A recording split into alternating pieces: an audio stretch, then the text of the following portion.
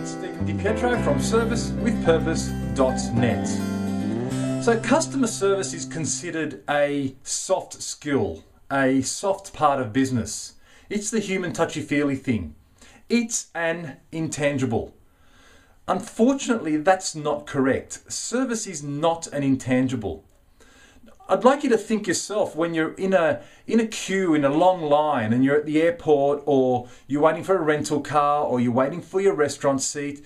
You're sitting there and you can see people who are obviously just slacking off. They don't care. They're waiting for their shift to start. And you start to get this feeling in the pit of your stomach.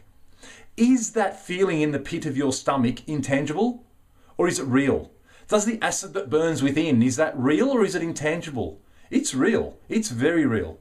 If an airline, and I talk about this often, service is all about matching what I need with what you deliver. If an airline doesn't deliver on time arrival at an airport, is the fact that they're late a tangible or intangible? Well, it can be very tangible, because if it means that I miss out on a meeting that's going to result in a deal for my business, it's tangible and it costs me money. So let's get away from this notion that service is intangible. Intangibles tend to be things that are either small, so small that they're intangible, hardly able to be measured or immaterial, or they're ephemeral. So there's something like, it might be an intangible might be something like a feeling you get within when you walk in a room that you think, oh gee, everyone's looking at me. That's intangible. Or you might get the feeling of love is very intangible. But even those types of ephemeral things, they do tend to come into your consciousness. They affect your physiology. So although some intangibles are ephemeral, those ephemeral things tend to manifest themselves in a very physical way. So I think we need to get away from this notion, or forget about whether service is tangible or intangible or whatever. Let's get one thing right. Service is real. Bad customer service is real, and good customer service is real.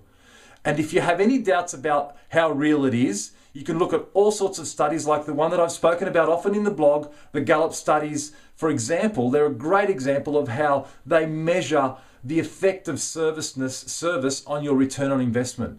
And it's showing how a high service company can have something like 130% the revenue of a low service company over thousands and thousands of companies.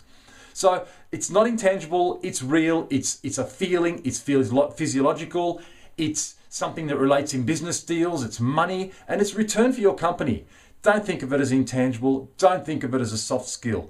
It's a process, it's hard. The only soft thing about it is that it needs human intuition within it to make it work. But that's just like anything else. Engineers are just as artistic as customer service representatives. Accountants have to be just as artistic as a customer service representative. So don't start saying that this bit is a soft skill and that one's not because of the direct output you see at this point.